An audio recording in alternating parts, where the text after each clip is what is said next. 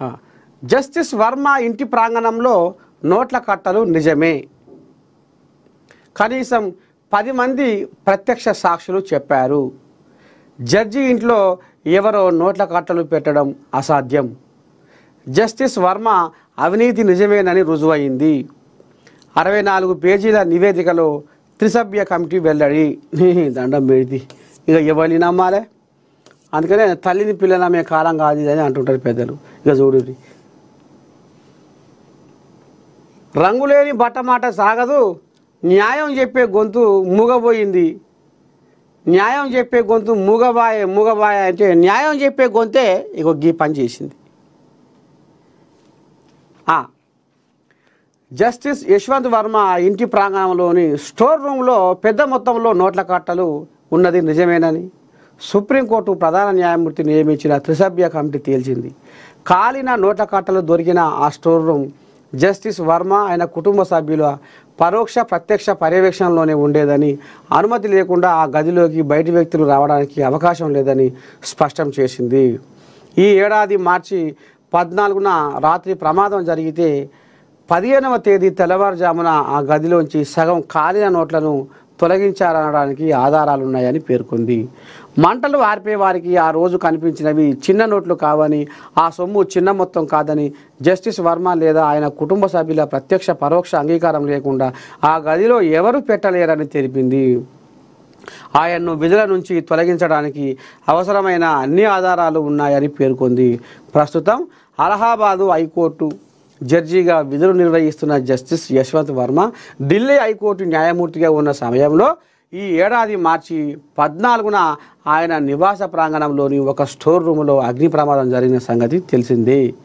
ఆ గదిలో కాలిన నోట్ల కట్టల తాలూకు ఫోటోలు అప్పట్లో సామాజిక మాధ్యమాల్లో వైరల్ అయ్యాయి. దీనిపై దేశవ్యాప్తంగా తీవ్ర ఆగ్రహం వ్యక్తం కావడంతో 3 సిట్టింగ్ జడ్జీలతో సుప్రీం సీజే విచారణ బృందాన్ని ఏర్పాటు చేశారు. విచారణలో భాగంగా ఈ ప్యానెల్ 55 మంది సాక్షులను ప్రశ్నించింది. జస్టిస్ వర్మ వాంగ్మూలాన్ని నమోదు చేసింది. విచారణలో తేలిన అంశాలతో 64 పేజీల నివేదికను ఈ ఏడాది మే 4వ తేదీనే సుప్రీంకోర్టు ప్రధాన న్యాయమూర్తికి సమర్పించింది. అందులోని పలు అంశాలు ఇప్పటిదాకా బయటకు వచ్చాయి. ఇప్పుడు పూర్తి స్థాయి నివేదిక ప్రజాబాహుల్యానికి అందుబాటులోకి వచ్చింది. నివేదికలో ఏముందంటే, కనీసం 10 మంది సాక్షులు ఆ గదిలో సగం గాలిన నోట్లను తాము చూసినట్లు తెలిపినట్లు కమిటీ తన నివేదికలో వెల్లడించింది. నేను లోపలికి వెళ్ళగానే గదిలో కుడివైపు ఎదురుగా పెద్ద ఎత్తున 500 నోట్ల కట్టలు నేల మీద పడి ఉన్నాయి.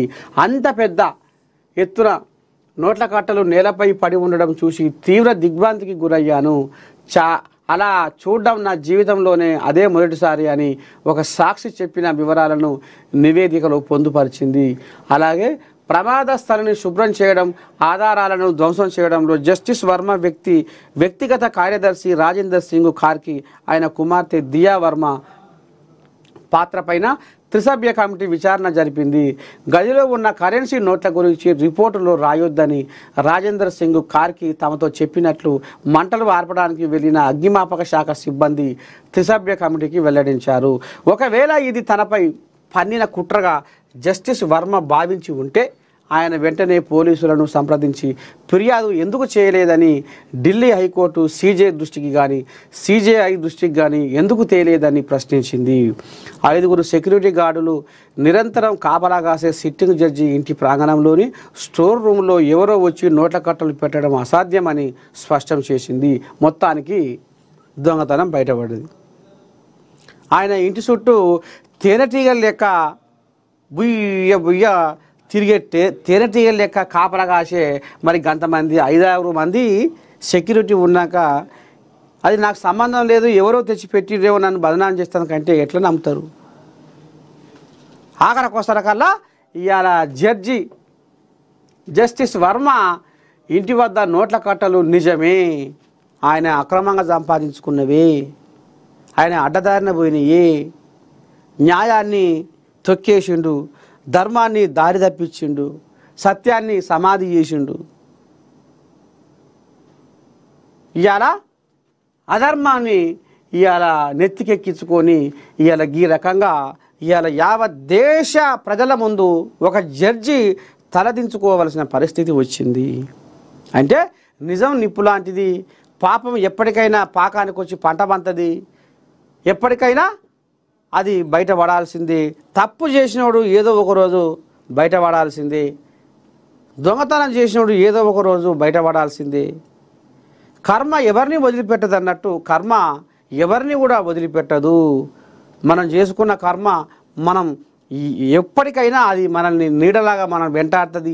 ఏదో ఒకరోజు ఈ సభ్య సమాజం మీద, సభ్య సమాజం ముందు మనల్ని తలవంచుకునేలా చేస్తుంది. ఇది కథ మొత్తానికి అయిపోయింది, ఈయన పైన అయిపోయింది.